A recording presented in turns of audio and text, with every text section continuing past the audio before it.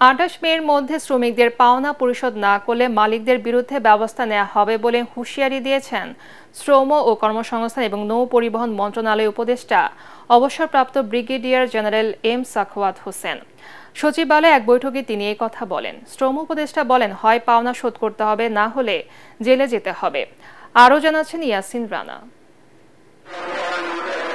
সচিবালয়ে আসন্ন কোরবানির ঈদ উপলক্ষে নৌ ব্যবস্থাপনা, নিরাপদ নৌ চলাচল, শৃঙ্খলা, যাত্রীদের নিরাপদ যাত্রা নিশ্চিত করতে বৈঠক করে নৌ পরিবহন মন্ত্রণালয়। এ সময় উপদেষ্টা সাখাওয়াত হোসেন বলেন, ২৮ মের মধ্যে শ্রমিকদের বকেয়া পরিশোধ না করলে কঠোর হবে সরকার। ২-৪টা মালিককে নিয়ে বসছিলাম এখানে।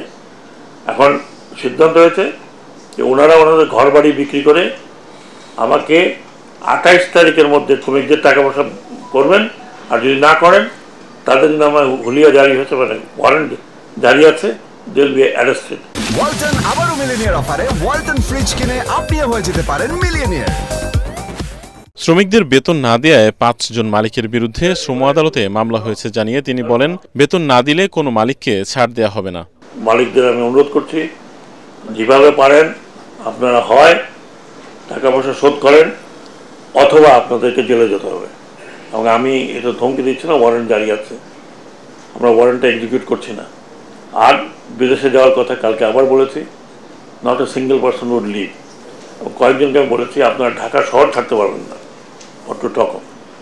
এটা মাসের পর মাস, বছরের পর বছর ওনারা কেন বেতন দেন বুঝি না। গত ঈদ যাত্রায় সবাই খুশি ছিল জানিয়ে নৌ উপদেষ্টা বলেন, প্রত্যেক লঞ্চে ৫ জুন থেকে ৪ জন করে অস্ত্রধারী আনসার থাকবে। আর ঈদের ৩ দিন আগ থেকে পরের ৭ দিন পর্যন্ত বাল্ক হেড চলবে না।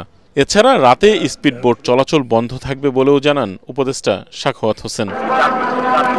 ইয়াসিন রানা, এটিএন বাংলা, ঢাকা।